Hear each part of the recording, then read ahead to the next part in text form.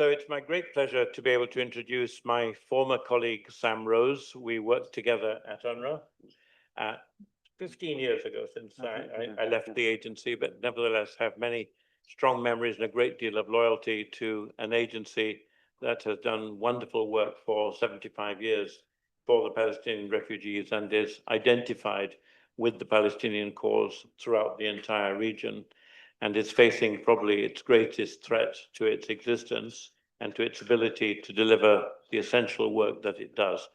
And I really cannot imagine anyone better than Sam, a real veteran of the agency and someone who continues to be involved as the acting director of Gaza Field Office, even though UNRWA is not able in practice to be able to work much from Gaza, though I understand from Sam that there is still some residual work going on, which is to be greatly praised. With that, I'm going to turn over to Sam, and then we'll come back with a short question and answer, and then it'll be your turn also to ask some questions. Thank you, Sam. Thanks, Andrew, and I hope you can hear me well. I'm often told that I need two microphones because I speak quietly, but I hope that's audible. And look, nice to see so many people here, so many old friends, colleagues, and distinguished guests focused on this issue, and colleagues and friends from Gaza as well, where I was until recently. As Andrew said, I've worked for UNRWA for several years on and off, been involved with Gaza for about 20 years and have been living there since January of 2024. So throughout most of the war, I'm currently the director of UNRWA's operations in Gaza. When I got the invitation in, I don't know when it was, February I think of this year, to speak, I was hoping that I'd be speaking to you from Gaza, but unfortunately not. Unfortunately, I'm in exile, like all the UNRWA international staff working in Gaza. We were forced to leave as a result of the Knesset legislation against UNRWA that I'll come back to later, and talk about how that's impacting UNRWA's work, and also talk a bit about how all aid agencies are functioning in Gaza right now, given the situation, and where we go from here in light of the Israeli plans, the US plans, all this stuff that is evolving literally as we speak. Discussions going on in Geneva right now about this new model that's been proposed and what that means for Palestinians, what that means for UNRWA, what it means for the rest of the UN. But of course, like other speakers have said, I really have to start with what's happening in Gaza today, which is unprecedented and tenable, but as others have said, and as we all know, remains acceptable in the eyes of the world. We're all used, those of us dealing with the Palestinian issue, used to restrictions on every aspect of Palestinian life have been a feature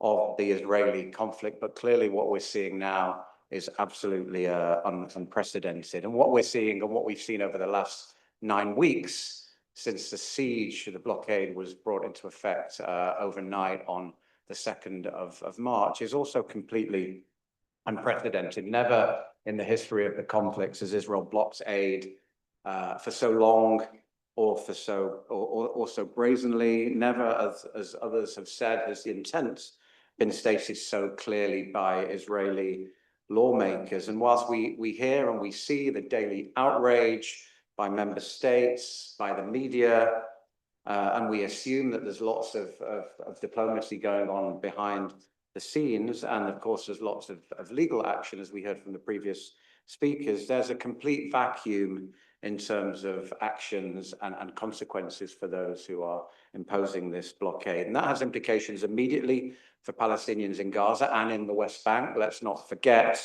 but also wider implications for the international humanitarian system, the international political system, and for governments who ascribe to international humanitarian law and legal frameworks that they're not adhering to. And as Michael said, I think in the last session, the permissiveness with which Israel is able to act, both domestically but also internationally, not just enabling what they're doing, but emboldening this action, has seen, horrific events that would never for those of us who've been involved in this, living in Gaza or wherever, it never would have been acceptable in the past. But that's what we're seeing over the past 19 months, and that's what we're seeing in particular over the past 9 weeks, when literally nothing has been allowed into Gaza. No food, no fuel, no electricity lines, etc. And this is happening to a population, who have been through so much over the past 19 months, almost the complete destruction of Gaza, health centers, hospitals, homes, universities, schools, etc. Repeated displacement, repeated cycles of displacement. Many families that went home during the ceasefire are now back in their tents. Many that went home or to the rubble of their homes in Gaza during the ceasefire have remained there. But this blockade isn't just coming into effect, out of any context. It's coming into effect after 19 months of war, and war that has escaped superlatives into the, in terms of the most intense bombardment of a concentrated urban space, the most rapid descent of a population into severe food insecurity in recorded history, the highest number of journalists, and these are Palestinian journalists, because of course foreign journalists are not allowed in, the highest number of Palestinian journalists killed in any conflicts worldwide, and the largest number of UN workers slain anywhere. And most of those, almost 300, are my staff. These are UNRWA staff. Every day, every week, there are new attacks, new atrocities to speak of. And if it were a different day, I'd be speaking of a different event. But over the past 2 days, we've had an attack on an UNRWA school in Barej in central Gaza, where 2,000 IDPs were staying. No meaningful notice of that attack was given. Over 30 people killed, 70 injured, large-scale damage. Some of you have seen the footage of that damage. And as we see increasingly, or I find increasingly with the footage that we're all seeing on our mobile phones, what is more haunting is the people who are still alive, rather than just the dead bodies, the shock, the fear, the helplessness on people's faces. And today, and it's not garnered much attention in the international media, Israeli police raided UNRWA schools in East Jerusalem, closing those schools and denying education to about 900 children. These are children under the age of 15. But by this time next week, there'll have been more events, and we'll almost have forgotten about those events, just because of how frequent and how normalized, sadly, they've all become. And this suffering is beyond beyond the physical suffering, beyond the mental suffering. We have an entire population in Gaza,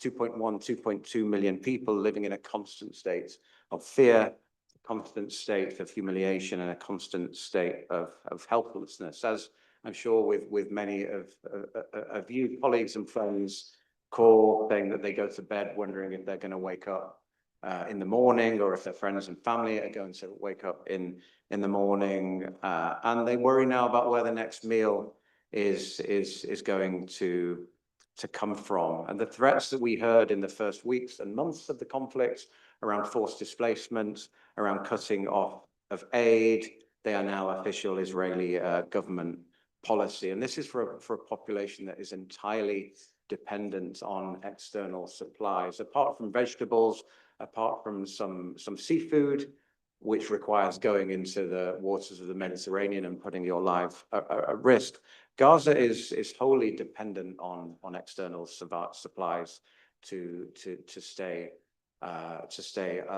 alive. And of course, this is a conflict in which we've seen repeated and systematic targeting of the health infrastructure across Gaza. So we now have a situation where Palestinians are not just dying and suffering because of the bombardments, but because of the lack of healthcare and the inability of the health system to meet those needs. These are people who've been injured, but they're also people suffering from chronic diseases, the elder, cancer patients, the disabled, children with malnourishment. We heard before that live, lifelong implications of that malnourishment, not getting the care that they need. So, I mean, what does all this mean for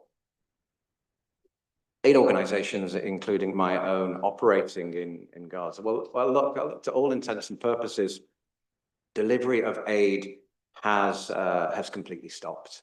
It stopped a few weeks ago following the imposition of the blockade in early March. We were, as a system, providing universal food distributions. 2 million people received food within the space of 10 days during the ceasefire. That has all ground to a halt. There are community kitchens, essentially soup kitchens, that still operate, but they are decreasing the number of meals that they can provide with every given day. Whereas this time last week, 1 million meals a day were being provided, which is a lot, but for a population of 2 million needing 3 million a day, 2 million people needing 3 million, 2 million people needing 3 meals a day, we can see what the deficit is. Those kitchens that were providing 1 million meals are now down to about 400,000 meals a day. So the gap is absolutely incredible in terms of that. And it will just get worse as a result of the lack of supplies, as a result of the lack of fuel. We've seen already over the past days and weeks increased incidents of looting, including of the UNRWA Gaza field office, Andrew, that you'll know very well, of WFP stores, of other stores as well, driven by desperation, driven by a vacuum created by a lack of law and order on the ground. And there've been repeated reports about the food security and famine-like conditions inside Gaza. The next iteration of those reports will be issued on Monday, the IPC report, and it will be no surprise that it will, number one, report a marked deterioration in the situation. We also know as well, without a doubt, that both the US and Israel will dismiss the findings of that report.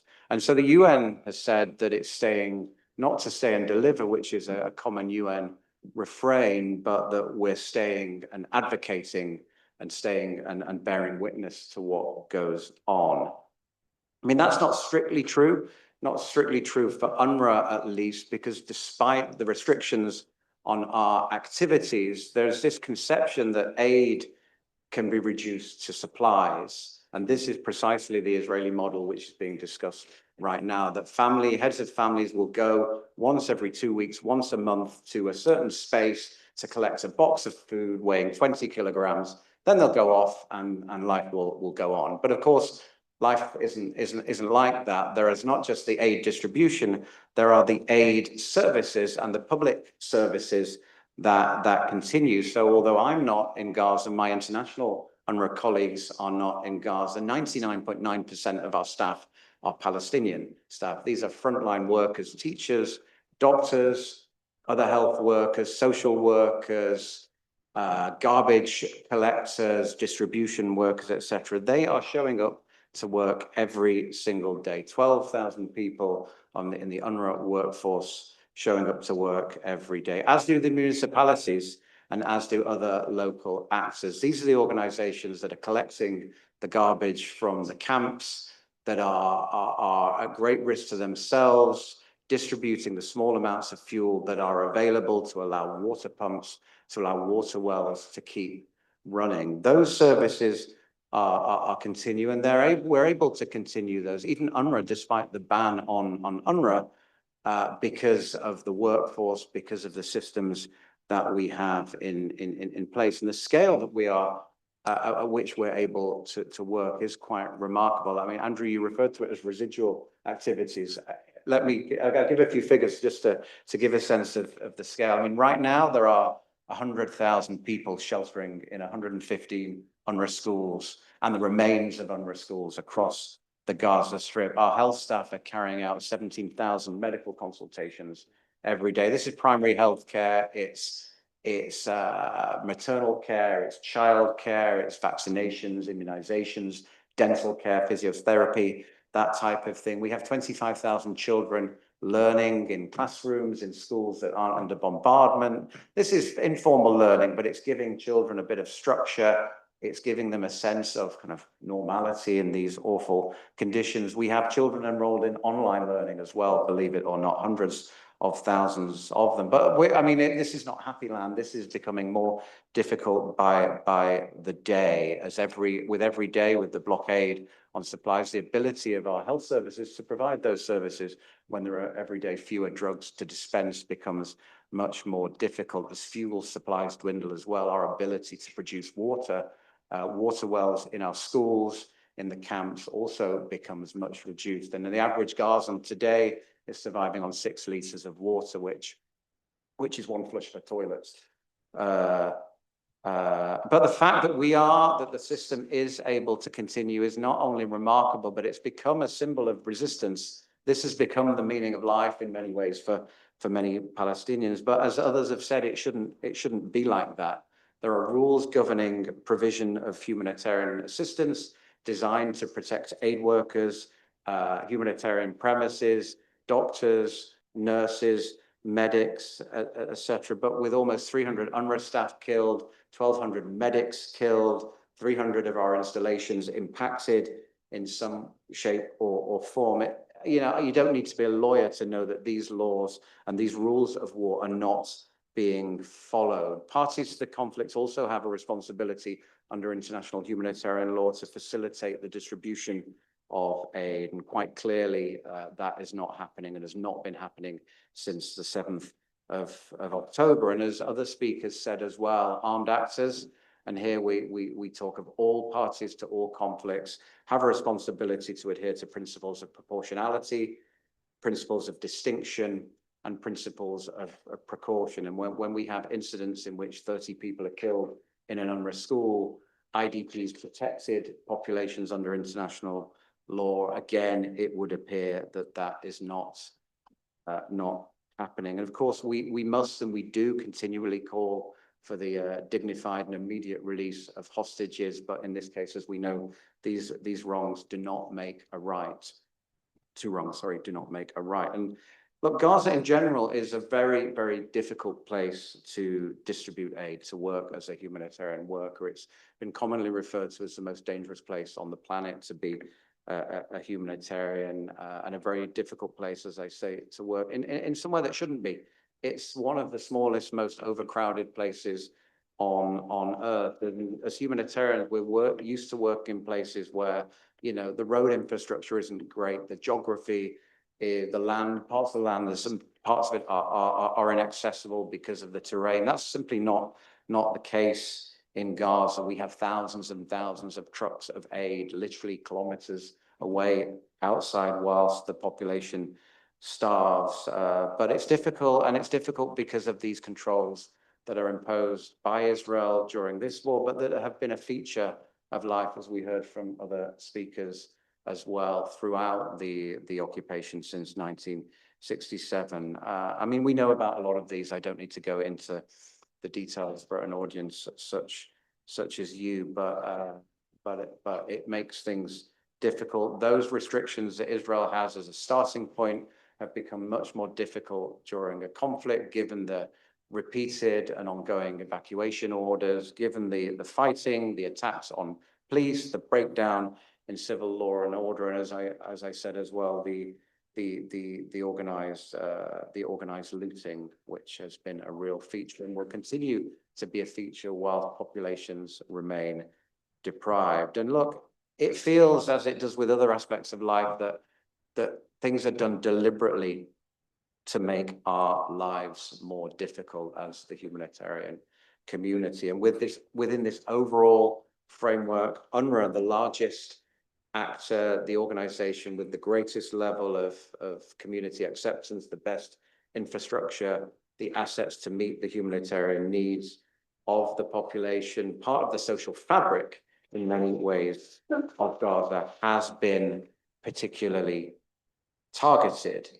This targeting predates the Knesset bills, which came into effect at the beginning of this year. Our staff are routinely harassed, routinely abused. Many have been detained, and as I said, many have been killed. Many have been released, and the horrific stories that they tell and the reports and the testimonies that they give to us, to other human rights organizations that go to the courts are simply quite harrowing. UNRWA has been banned from leading its own missions to Gaza City since April of last year as well, in flagrant contradiction of laws that require the facilitation of humanitarian aid.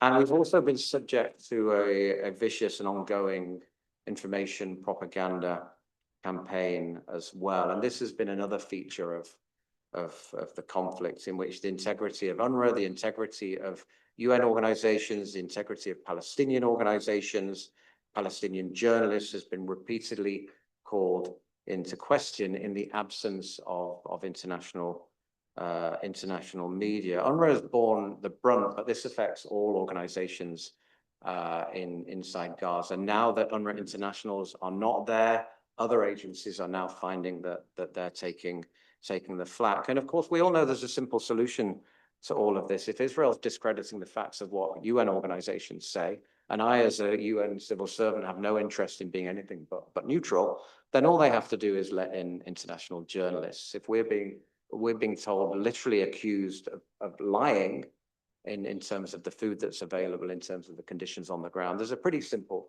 solution to all of this. So I'd add, Andrew, to your list of things that we need to push for in terms of continued, access for international journalists. I think that's very important.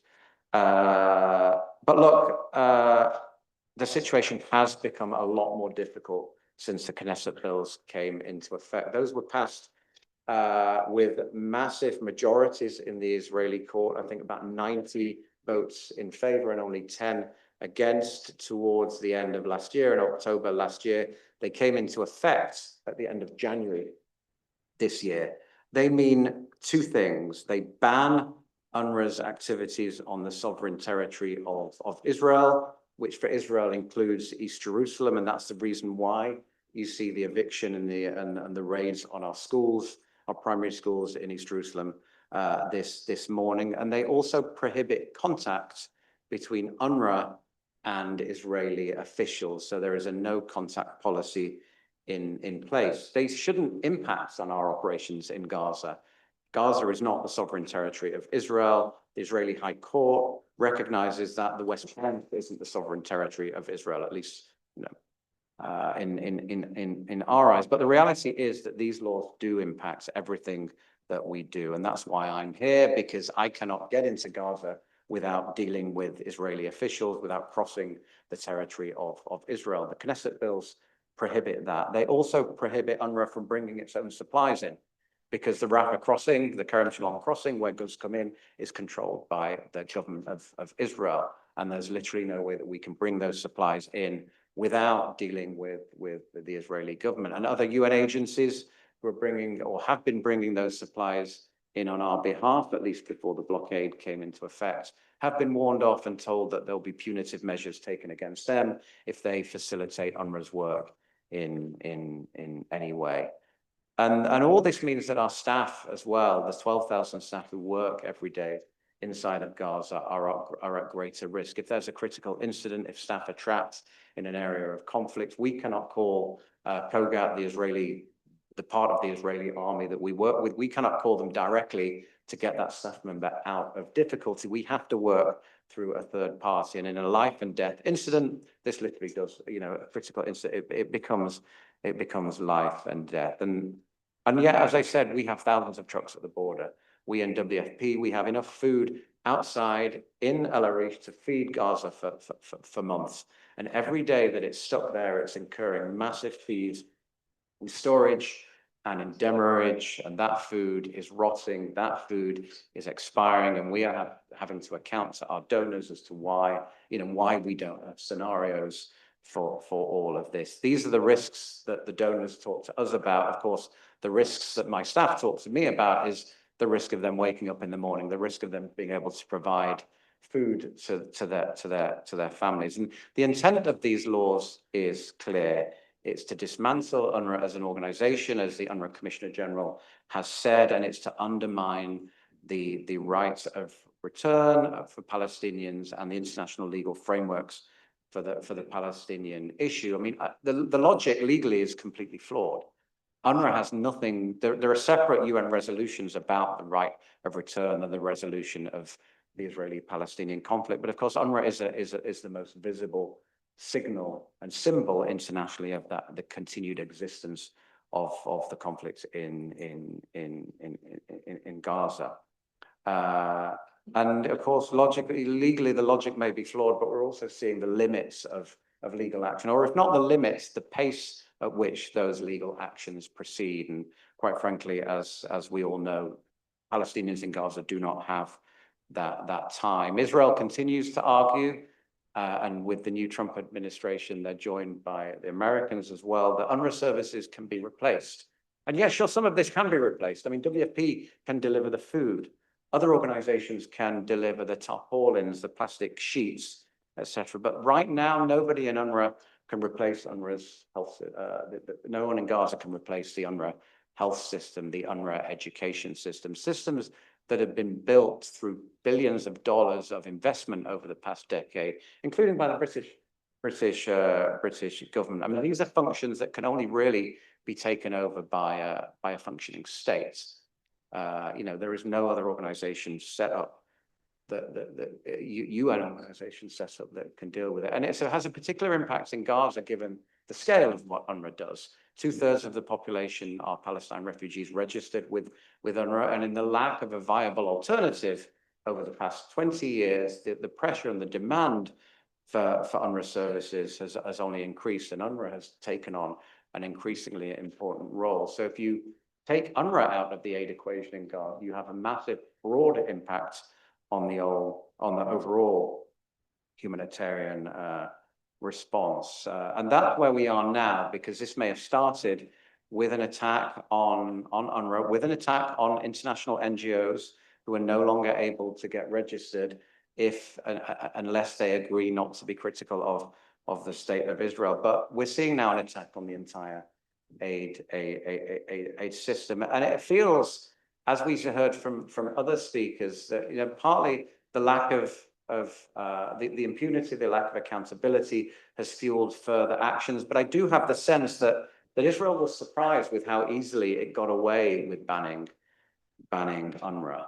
They thought there would be massive action. As you said, Andrew, I think in your opening remarks, there's rhetorical urgency has been accompanied by complete policymaking impotence and complete impunity. And this is encouraged and emboldened the state of Israel to take further and bolder steps. And now a kind of really cool momentum has taken root. And earlier on, there were indications that Israel would be prepared to offer workarounds to allow UNRWA's operations to continue at least for a transitional period. But with the assumption of power of the new US administration, that has changed completely. And that brings us back, really, I come to an end on where we are today. We have reports that UN agencies are being actively pressured by the US government with threats of funding to be withheld unless they comply with the new Israeli plan,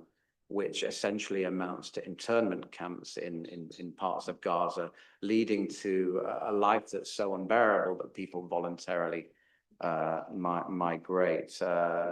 But given the funding pressures that the UN system is under, some of the agencies are in a very, very difficult position. The UN position on this has been clear. The Secretary General, the Emergency Relief Coordinator, heads of all agencies have come out vocally and aggressively rejecting the model. So let's see where it goes. Sadly, we don't have time on our side. So I'll just end with two quick points. One, and it's what others have said as well in their speeches, is this chilling climate of impunity and lack of accountability. We all know there should be consequences. On today of all days, VE Day, and the frameworks that are put in place after the Second World War exist, obligations exist on the parties to the conflict, and also, as others have said, on member states to the United Nations, linked to the UN Charter and linked to their membership, continued membership within the United Nations. Those, despite all the evidence of what's happening, are not being adhered to. This, of course, has immediate implications for the population of Gaza, but also structural implications for humanitarian action around the world. If there is no accountability, if there's continued impunity, then it sends messages to other countries that there'll be no consequences if they fail to adhere to IHL or principles that are really at the heart of the UN Charter. And we're increasingly, I think, close to that point where member states have to be asked whether or not they still adhere to these frameworks that we've got. And if not, we throw them out and we start again. But the dissonance right now is becoming increasingly deafening. I mean, and if there is continued impunity, it will send messages to communities who rely on humanitarian assistance and rely on trust between us and the populations we assist, that we're not reliable partners, but we can be bought off, we can be paid off for political ends. And this will contribute to further global erosion of trust in the international humanitarian system, which has massive implications everywhere, far beyond Gaza, every single place where we work. And then secondly, just briefly on the humanitarian paradigm for Gaza, for decades, Western governments, including all Western governments, unable to provide a just and lasting solution to the Palestine-Israel issue, have treated Palestine, including through UNRWA, as a humanitarian aid program and not a political issue of self-determination. And the limits of this approach are being completely laid bare. We know what needs to happen: immediate ceasefire, dignified immediate release of hostages, flow of aid, but we also know what needs to happen beyond that. And that's why I think events such as this are so important, to pressure member states to do the right thing, to say that enough is enough in terms of this, and that the lives of Palestinians, the futures of Palestinians and Israelis need to be safeguarded by refusing to accept this status quo and enforcing a real settlement where both sides can live in peace, in justice, and the Palestinians can have the freedom and liberties that Israelis also enjoy. Thank you very much.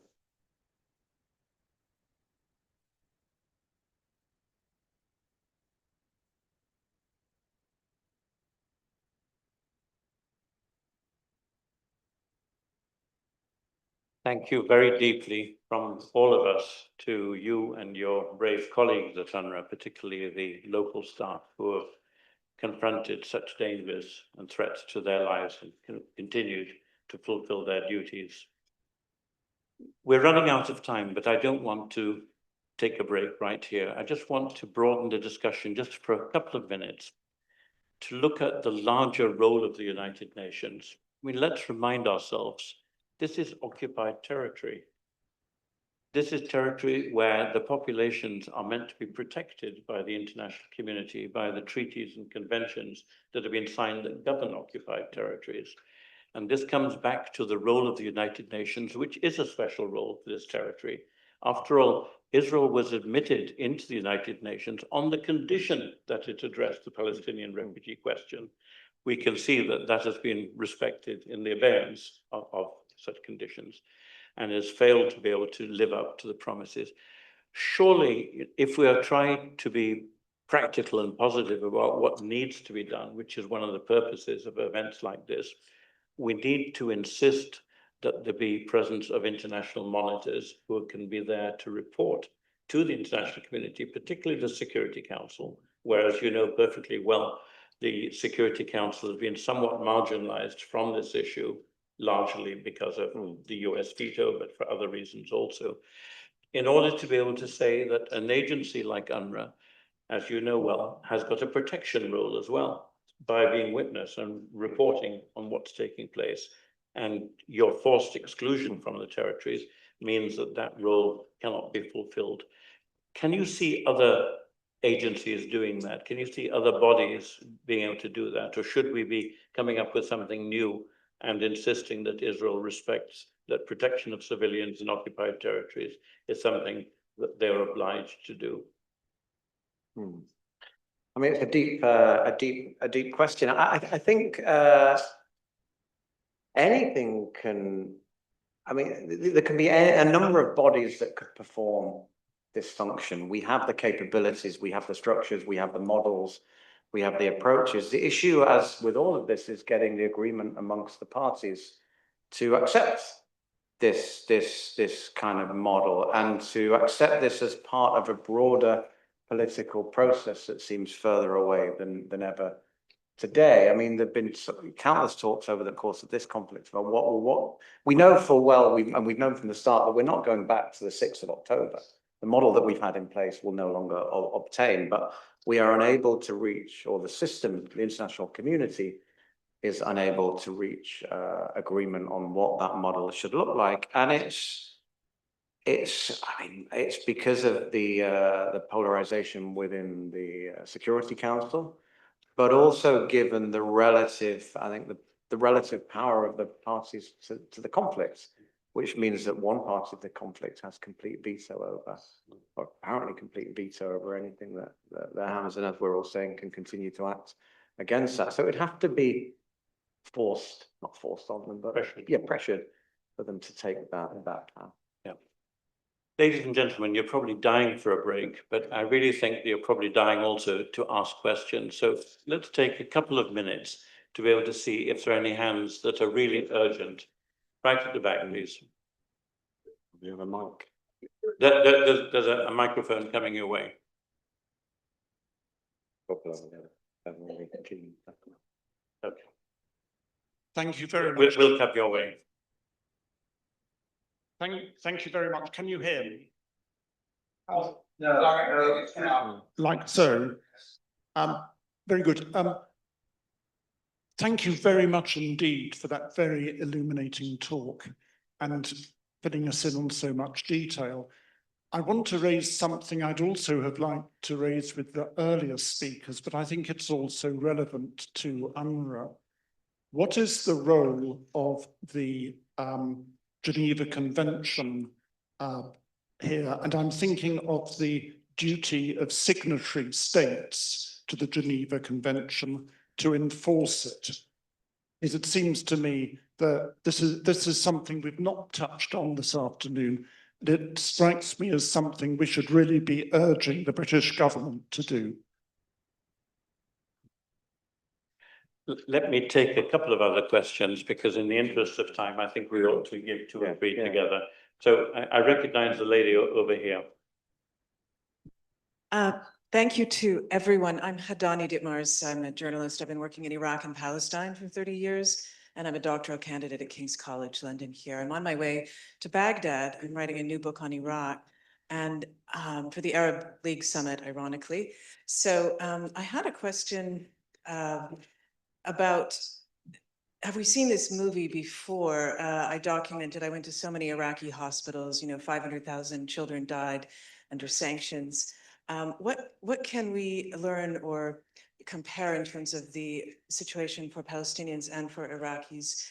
And also, how can we stop the criminalization and the murder of humanitarian workers and journalists in Gaza and Palestine in general? And as Sam so aptly put, this is a terrible, horrific, genocidal situation for the Palestinians, but also it's precedent-setting for Western democracies.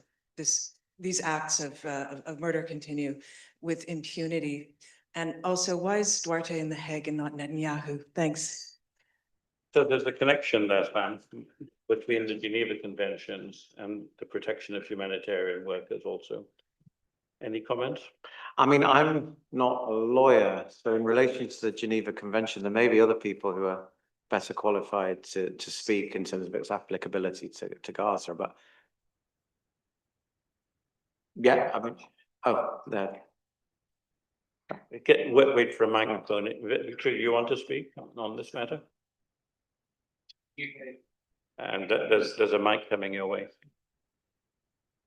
Oh, I mean, I was in the Foreign Office about 5 months ago. Could you speak This about question? The deputy legal advisor and the UK's position, which is in the minorities, that don't have any responsibility to uphold or enforce international humanitarian law. Sorry,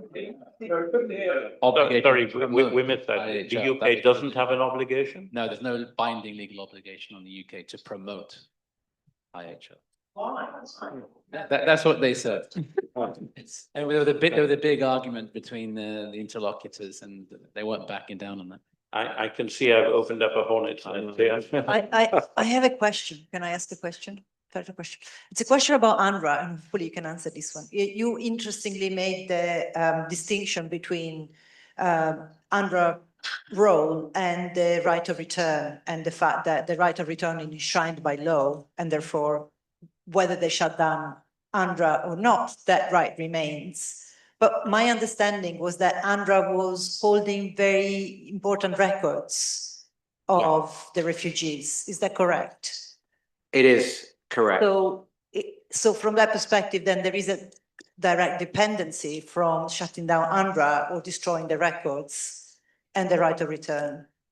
No, because the records exist beyond UNRWA. The argument about the right of return is that there's a different refugee protection framework for UNRWA than for Palestine refugees, than other refugees who fall under the mandate of UNHCR. So the thinking is, if you dismantle and make UNRWA disappear, then Palestinian refugees will fall under the mandate of UNHCR, who work on various durable solutions. So therefore, the problem just disappears. There's also a fraudulent argument that under UNHCR, refugee status does not pass from one generation to another, but it does. And this is an argument that is continually recycled, that UNRWA is criticized for perpetuating the refugee issue because we're an active symbol of the Palestinian situation and the Palestinian question. We didn't have to answer the question on. Do you want to take it?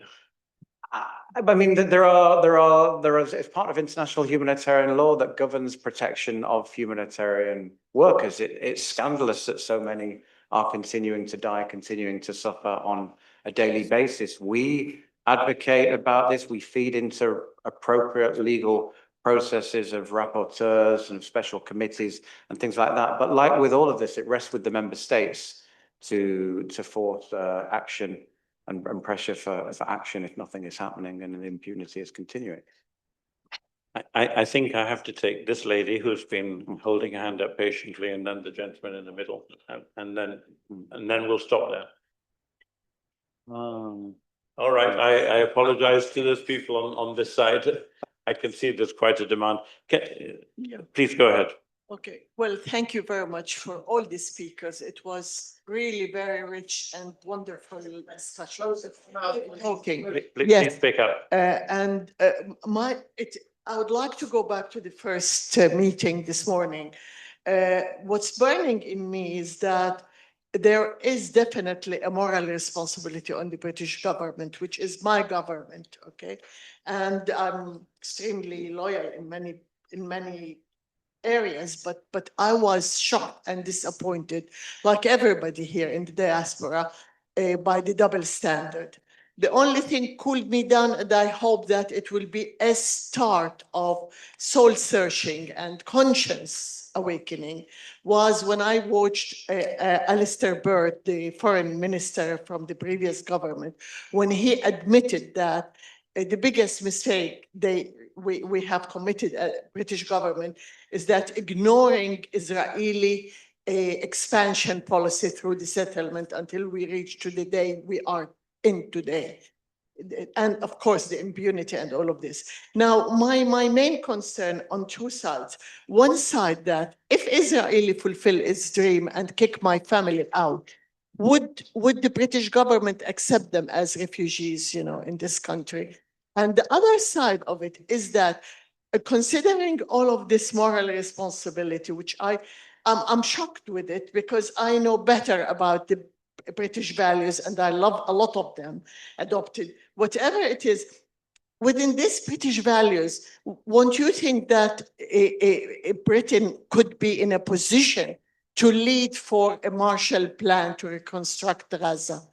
This is what I would expect from my government. Thank you. Thank you very much. Gentleman over here.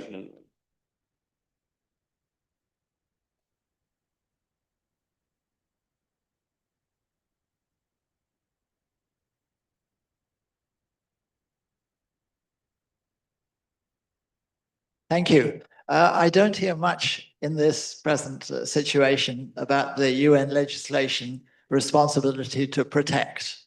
Do you think there is more that could be used to bring a difference to this situation? And we'll take the question over there also before we reply. Thank you.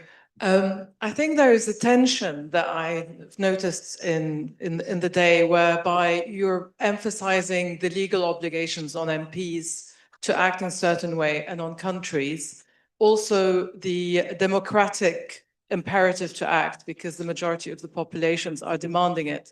So individual MPs are faced against the law and their electorate. At the same time, they're not abiding by these very strong powers acting on them, and they're exercising discretion. Where do they have the power in law to exercise this discretion against what's legal and against what is in popular demand? I understand that that has to do with being tied to NATO and US policy. That itself is fracturing at the moment. Is there an opportunity, but also is there some legal route to challenge this discretion that is overriding everything else?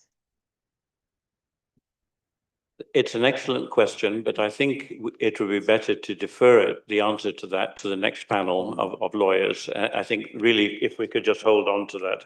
Do you have anything to say on R2P? Right to protect. I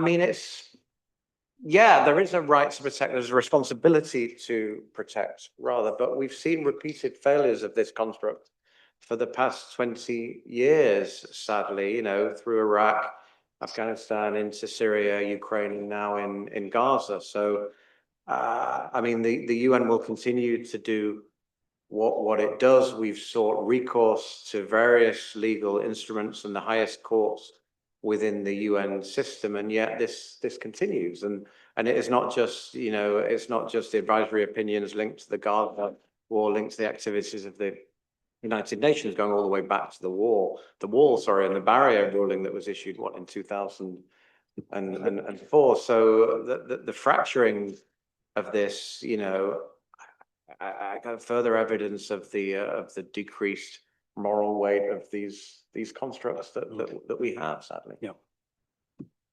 Friends, with great regret, I see all the hands wanting to go up, but we're already 20 minutes late into our coffee break time.